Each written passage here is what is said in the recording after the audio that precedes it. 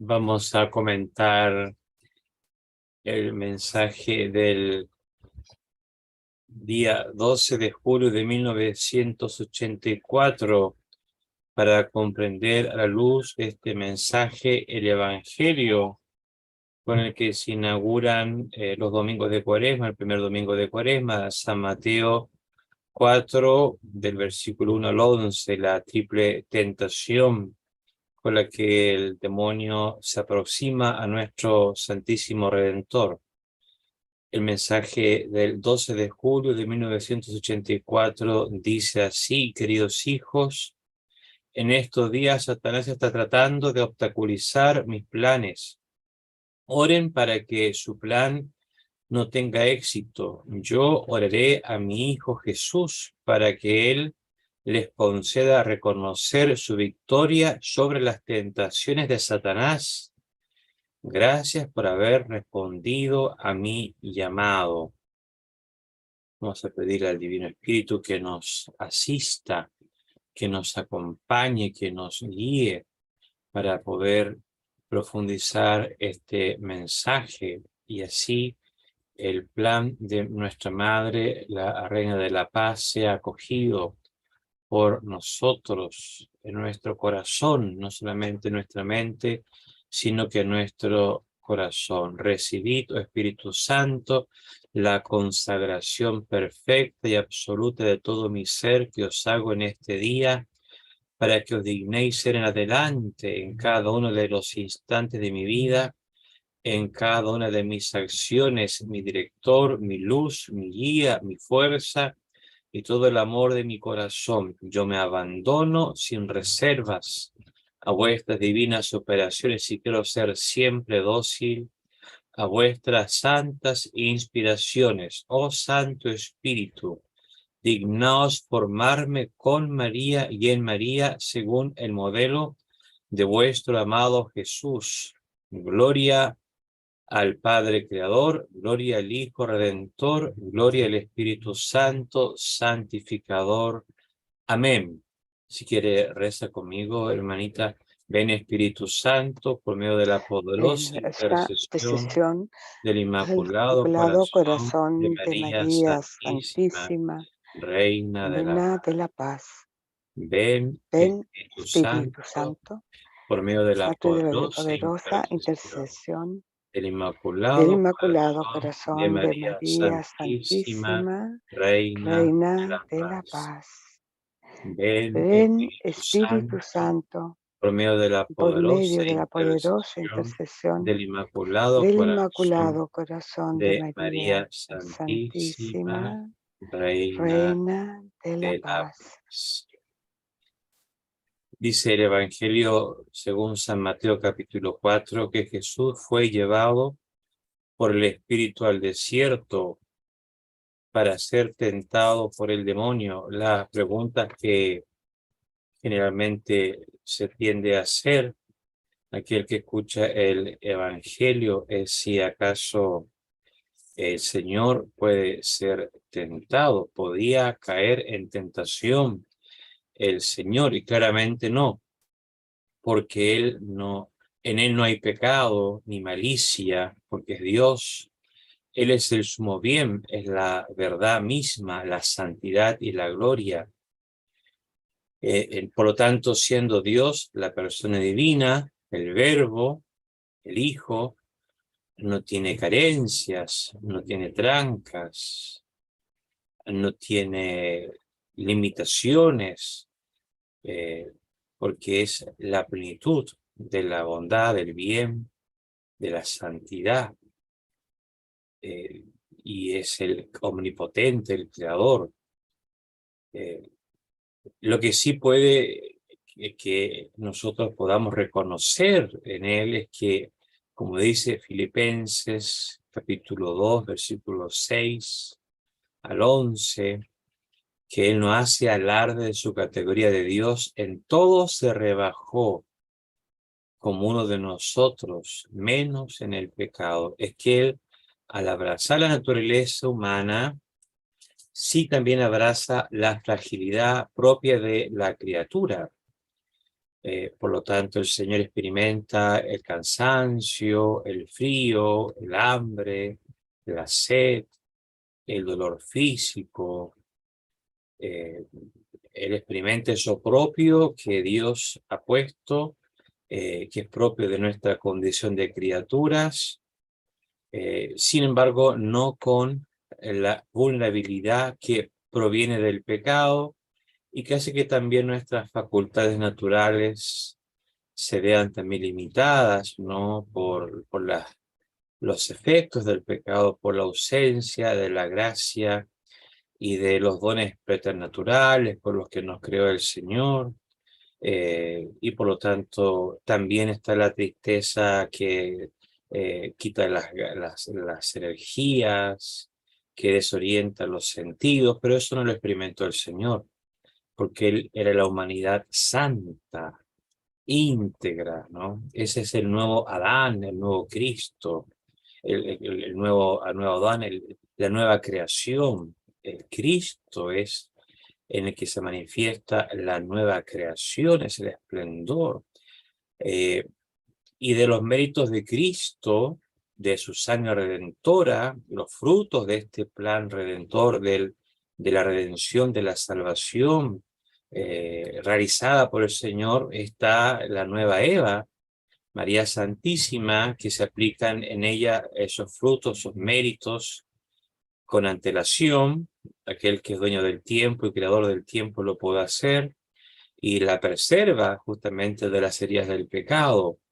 Y por eso, por ser Madre de Dios y como fruto de esta acción redentora, en María podemos nosotros también contemplar esa condición de la nueva Eva, de aquella en la que resplandece la gracia del Señor. Todo lo que el Señor pueda hacer en la criatura humana, con su poder resplandece en María Santísima. Bueno, pero el Señor, Él va, abraza pues nuestra fragilidad. eh, Él no hace alarde de su categoría de Dios también porque Él quiere conquistar nuestros corazones, más que por sorprendernos del poder que Él pueda tener, y que también nuestro modo de sorprendernos a veces está tan herido por el pecado, y nos sorprendemos de lo extraordinario, pero no de la verdad, no del bien, no del amor, no de la virtud, sino aquello que se ve impactante, aquello que se ve con un poderío sobrehumano, nos atrae, nos entusiasma, nos hace soñar, eso que es tan propio de la mundanidad, y no nos sorprendemos de la honestidad, de la humildad, de la fidelidad, de la constancia, ¿no? De la fortaleza. Pues por eso que el Señor viene con esa humildad y hace acallar a los demonios cuando los demonios lo dan a conocer. Sabemos que tú eres el Hijo de Dios o el Cristo, sabemos quién eres.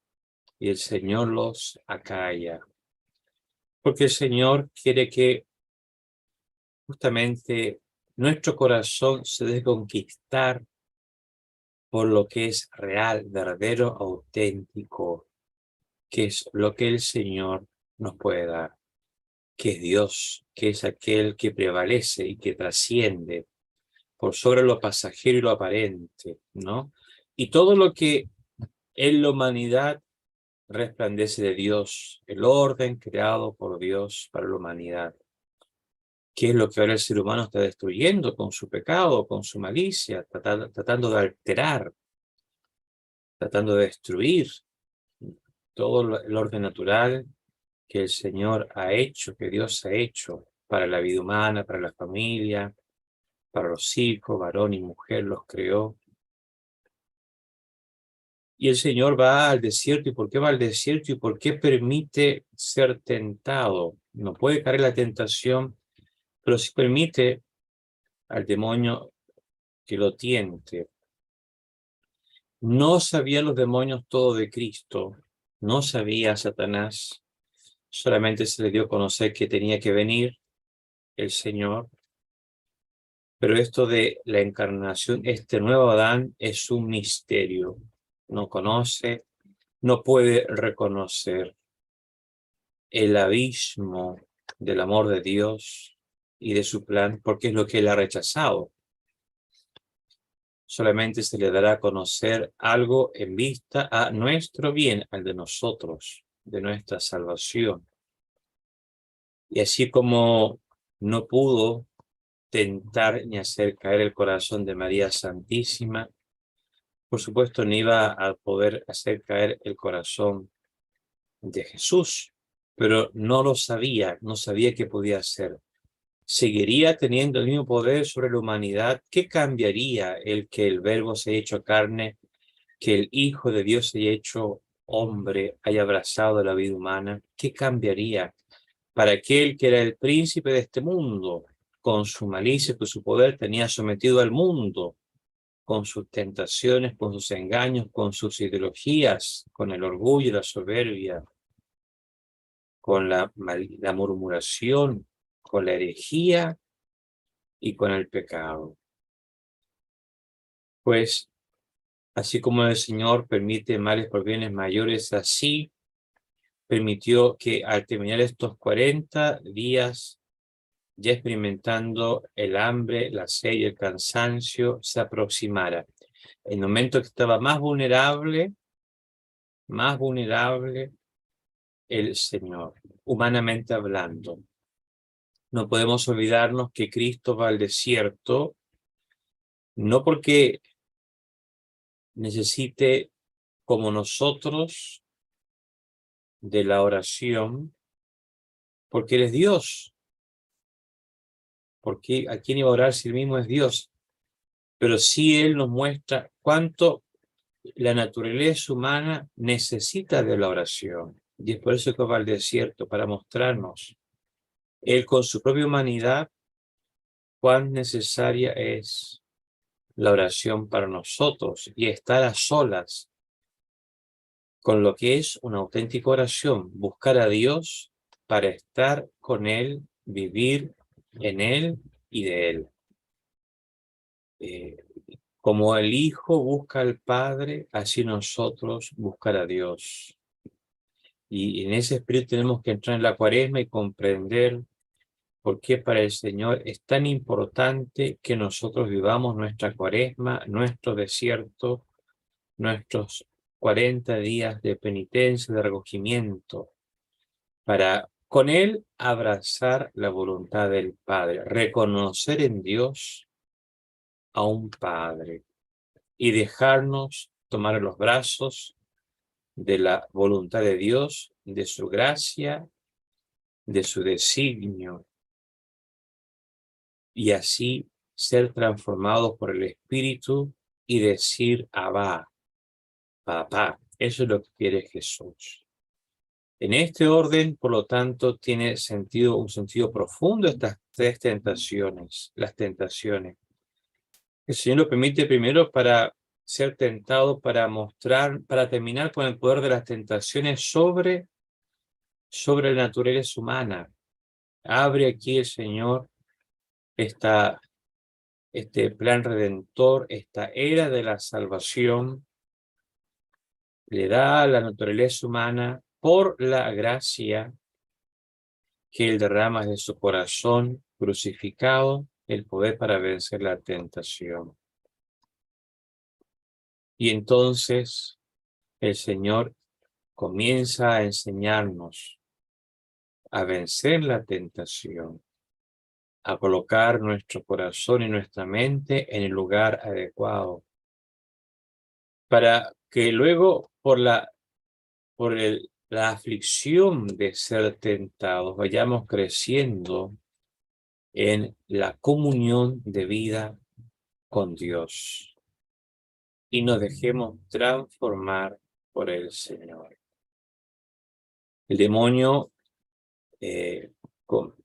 asegurado de las flaquezas humanas que vi en Cristo, procede con esta triple tentación con la que también nosotros siempre nos ha tentado, para ver si tiene todavía ese poderío sobre nosotros. Y Cristo, cada una de esas maneras de tentar que ocupa el demonio, las va destruyendo y las va aplastando con ese poder de su corazón redentor. Nos muestra también el Señor que la tentación se aproxima a todos. El demonio con la tentación a todos los tienta. Nadie está libre, ni siquiera él.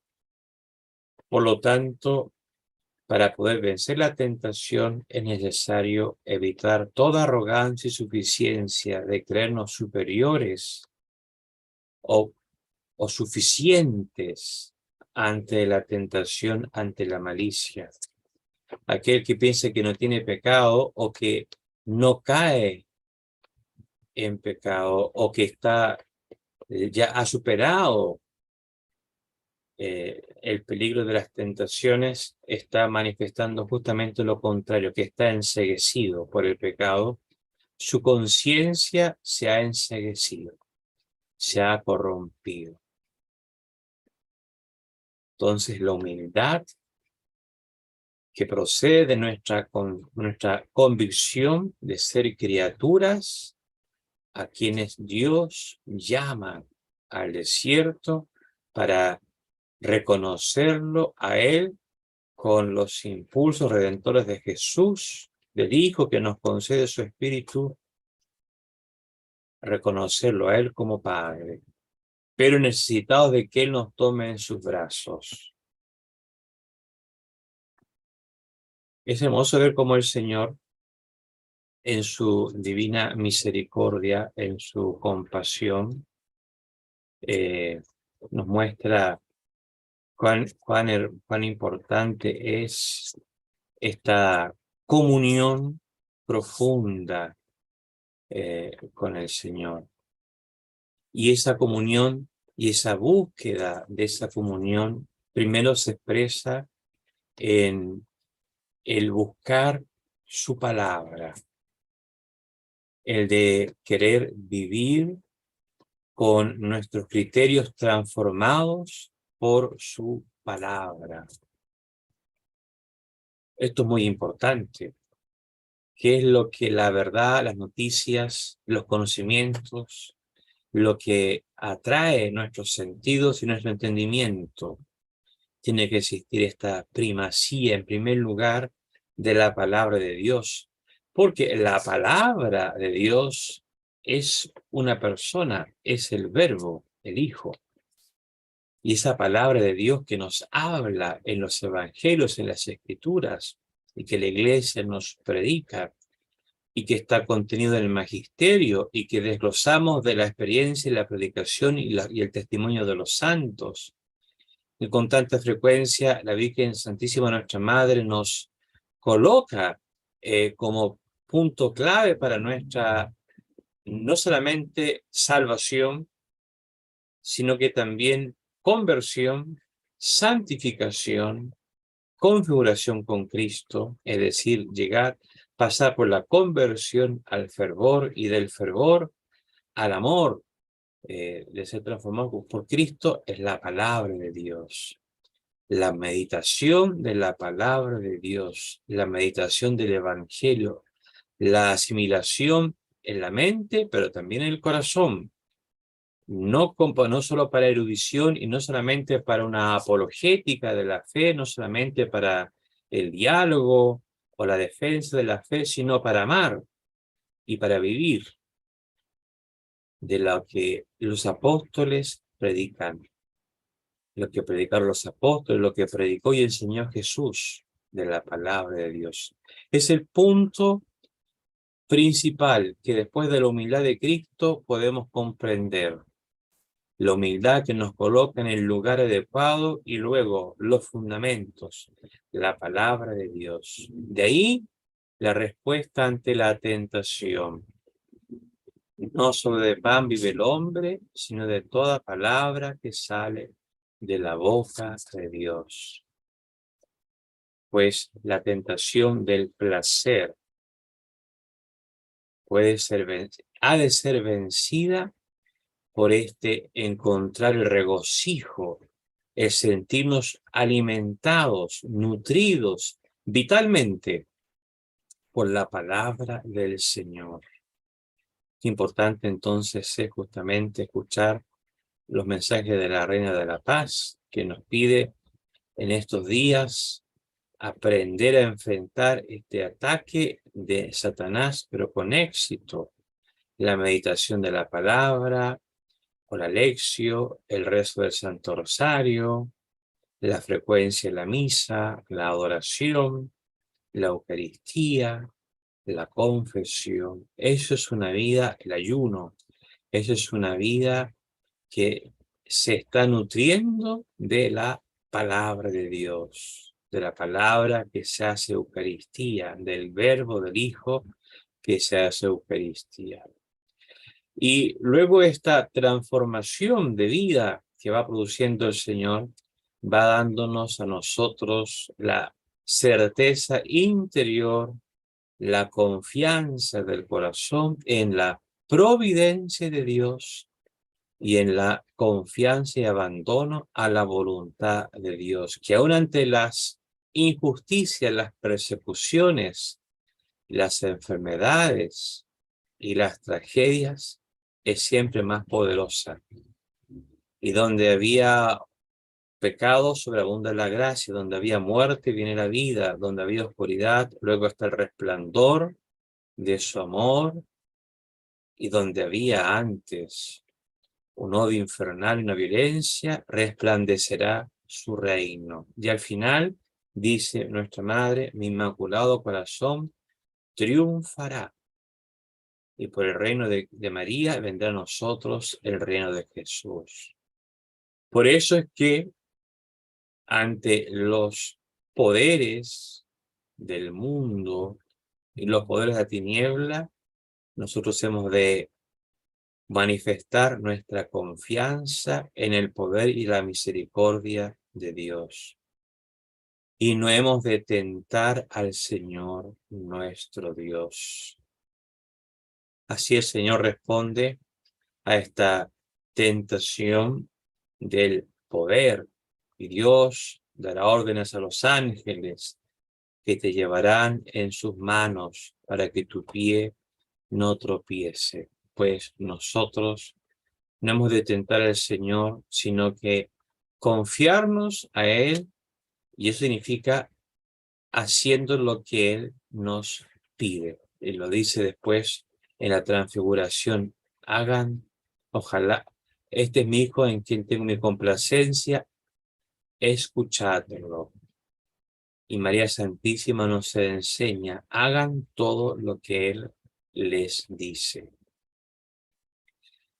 Y esta vida de confianza y esta vida de sumergirnos en el amor y en la voluntad del Señor, de vivir de su palabra, nutrirnos de la palabra, del verbo encarnado, de Cristo, del amor de Cristo, pues nos lleva al gozo del fervor.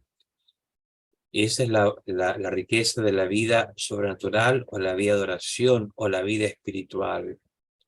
Que esta es la prioridad, debe ser la prioridad para el cristiano. Una vida de gracia, una vida de oración, una vida de adoración, de oración cotidiana, pero también de adoración.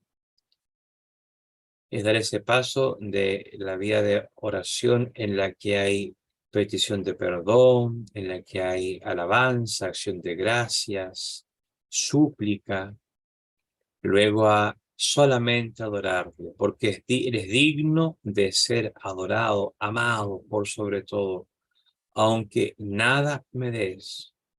Tú mereces, Señor, ser adorado y amado. Y eso pues se transforma en piedad, penitencia y sacrificio. El culto de un corazón al corazón de Dios. Un culto de adoración. Es el corazón que está conquistado por el corazón del Señor. El corazón del fiel conquistado por el corazón del Señor. Como María nos enseña y nos muestra. Y ella todo lo meditaba y lo contemplaba en su corazón, porque la vida de Cristo, su Hijo, era adorable, es adorable su Hijo. Y todo lo vive haciéndolo, adorándolo a Él. Ella vivir el cielo en la tierra. Por eso que el Señor responde, y solo a Dios adorarás, solo al Señor tu Dios, y a Él solo rendirás culto. Y con eso responde a la tentación del tener. Todas las riquezas te daré, le tienta el demonio, si tú me adoras a mí. Y sin embargo el Señor responde, la riqueza, nuestra riqueza, es esta. Esta es la causa de todas las riquezas y la riqueza verdadera. El de vivir adorando al que nos ama hasta el extremo. Es el sentido de la vida misma. Hemos de pedir con San Juan Pablo II, que nos invitaba a pedir la gracia de aprender a vivir como María, con la mirada puesta en Dios. Gracia que es casi contagiosa, decía San Juan Pablo II.